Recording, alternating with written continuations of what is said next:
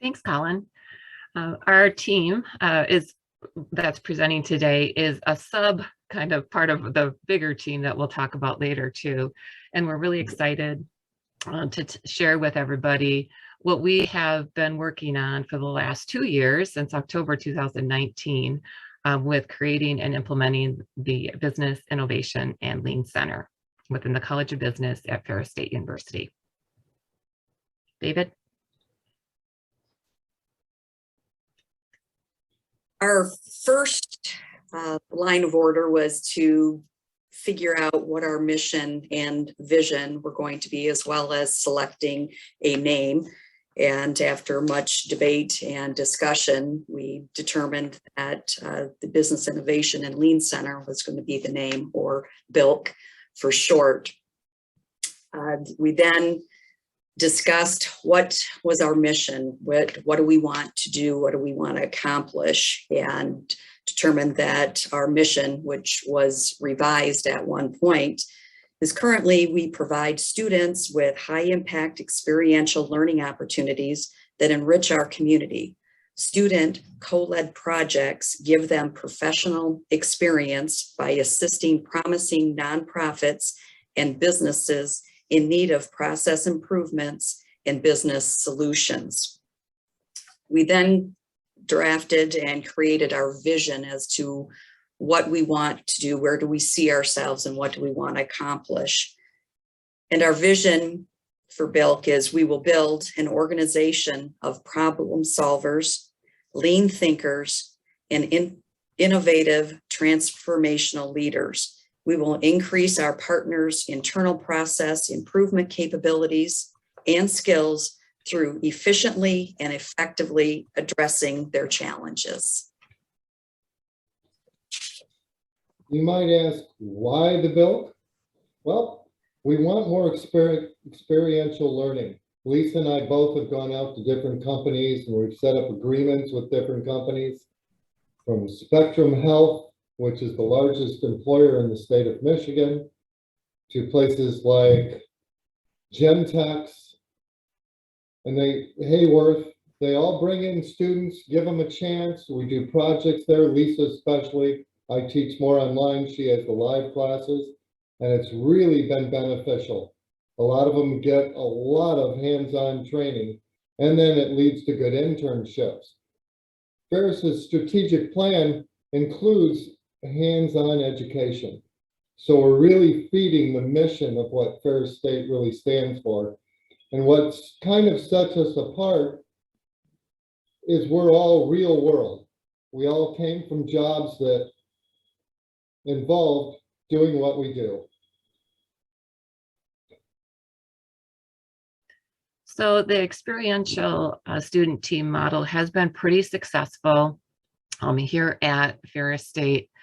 Specifically, as David mentioned, I've been doing the experiential student team projects in the classroom for the last 7 years. We have about 120 completed projects with a variety of organizations, the profit, nonprofit. He mentioned Spectrum, but there's also Gentex.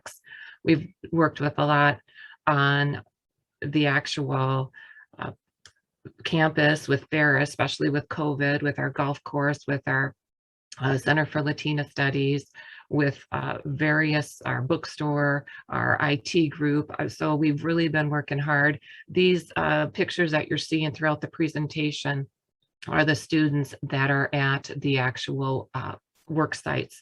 The upper one here is some operation and supply management students at Hayworth, which is a furniture company.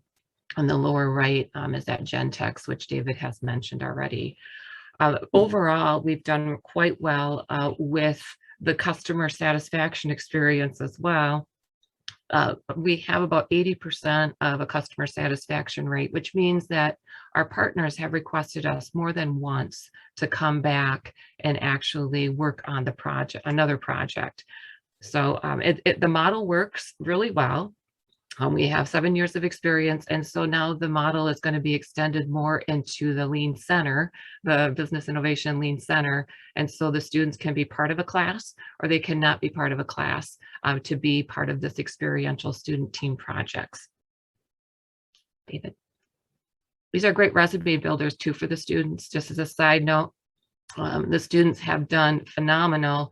If they put these student experiential projects on the resume, which I encourage them all to do, they actually set themselves apart from the rest of graduates or interns that are interviewing for a position. They're ready to go. They have the skill sets available that the organization is looking for, and they don't need to be trained on it necessarily.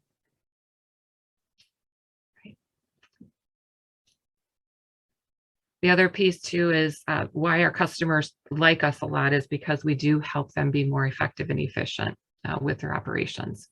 Moving on to where that alignment is that David had mentioned earlier, part of our whole process in developing the BILC was to look at, what is basic SWOT and TOES. We haven't gotten to the X matrix yet for the Hosh and Connor, but we're getting there. And so when we did this whole SWOT and then developing the TOES, we looked at the alignment of where our center was within the College of Business and what we wanted to do versus what the overall strategic plan was for Ferris State University. Now, they put out a 5-year strategic plan, 2019 through 2024. And of all the strategies, there's about 6 areas within our Ferris State University strategic plan. We are hitting upon 4 of those. So about 67% of the strategies are being accomplished and fulfilled through our center. We believe we're contributing. So there's a lot of good alignment here.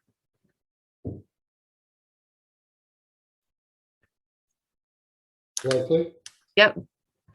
In order to figure out where the need was in our community, we decided to send out a survey to our advisory boards. And then we also needed to figure out a location to house our center. And that's where the student survey came in. David, next slide, please. So we're going to start off with our industry needs assessment. And like I mentioned, we sent this out to our advisory board members just to see where the need was in their organizations. And this is where we received the most results. You can see it's a wide range of different areas that businesses need help. And this also allowed us to plan, okay, who do we need to bring in onto our team to best benefit these organizations? And now moving into the student survey. This is a survey that we sent out at the beginning of this year, and it was to highlight where, or to help us determine where we would be best housed as a center. Our first question that we asked students was, pre-COVID-19, where did you study for classes? And the reason that we asked this question is because we had a student study area within the COB that we had all seen not really being utilized to its fullest extent. And that was where we had proposed as being the center's location. So we wanted to check with the students to make sure that our thoughts were in alignment with the use. And this shows that 6% were using the COB student area, but the majority of the students weren't using it. They were going either to their home, to their dorm, or to their apartment to conduct their studies for class. Just as a point of interest to add on, excuse me, Leslie, the IRC is an interdisciplinary resource center, which is now mainly just classrooms, and Flight is our library. Thanks, David. So the next question that we asked students is, pre-COVID-19, where did you hang out between classes and or study with the group? And this was also figuring out what was the use of our COB student study area. And as you can see for the results on this survey, it scored the least. It had 11 students that said that that's where they would hang out. The majority utilized the university center, which happens to be the quad for our university.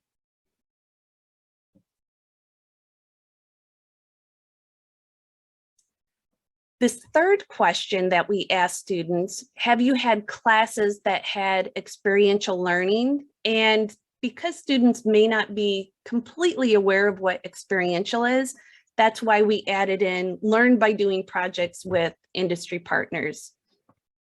And the majority said no, they had never had experiential learning within the classroom. So this showed that, yes, there's a need to bring more into our classrooms through the use of the center.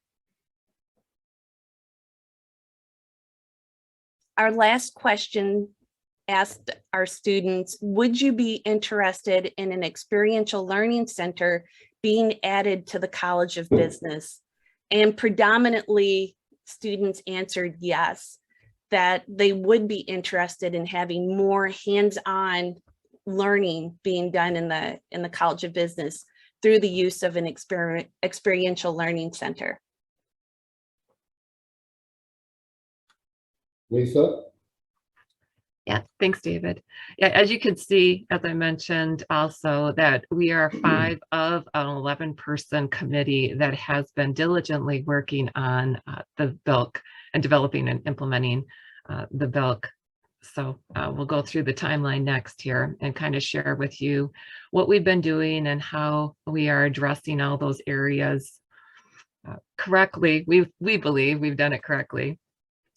So we started off here and we formed the committee. And before we even formed the committee, David, could you progress the slide one more time here?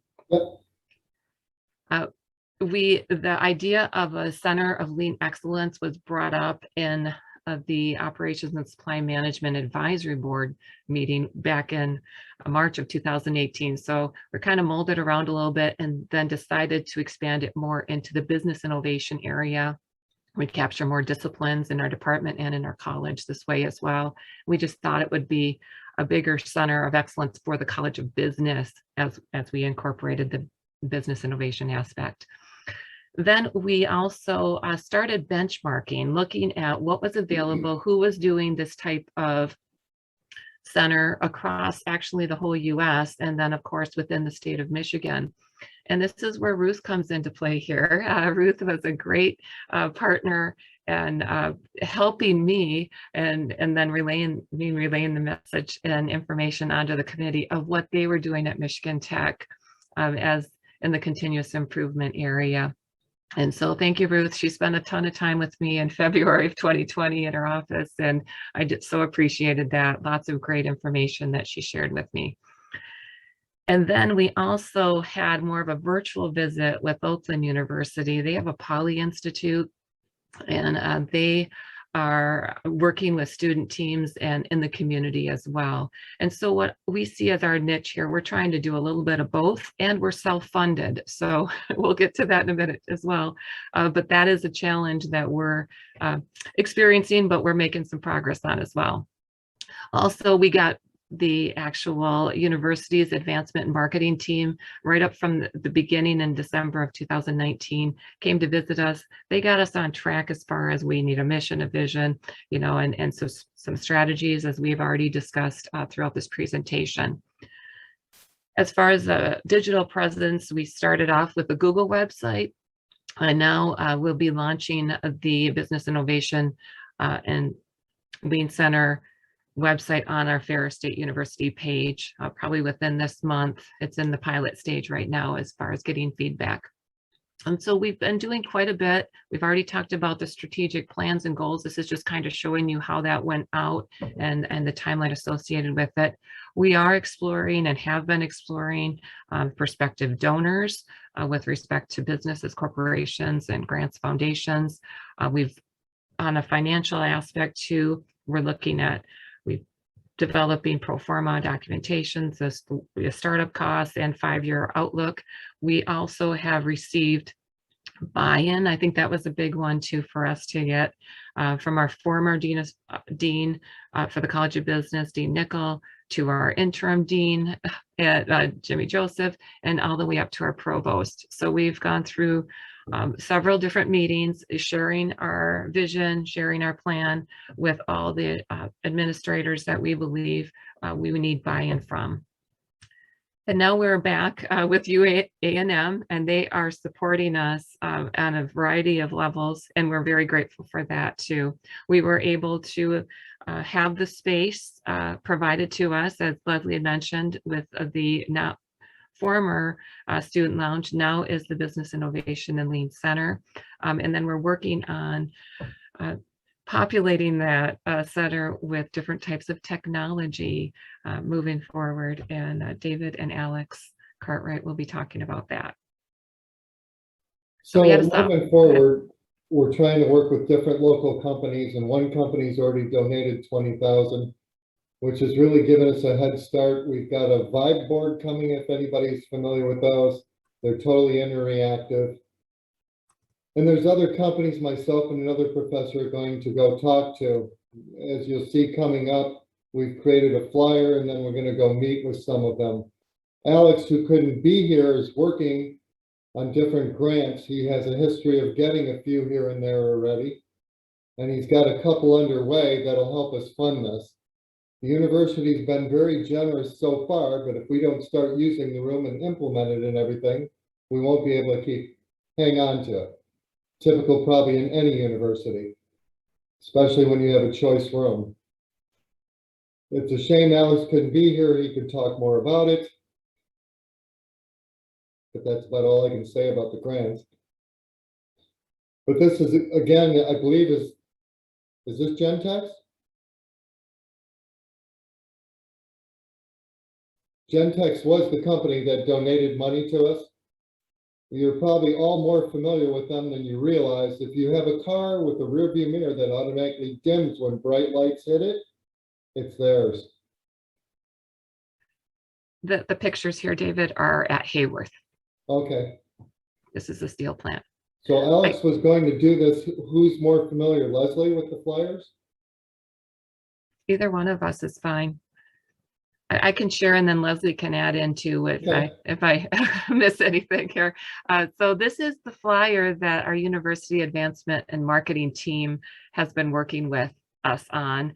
We provided the content forum, and then they are working on helping us with the fundraising. This is what they call a mailer.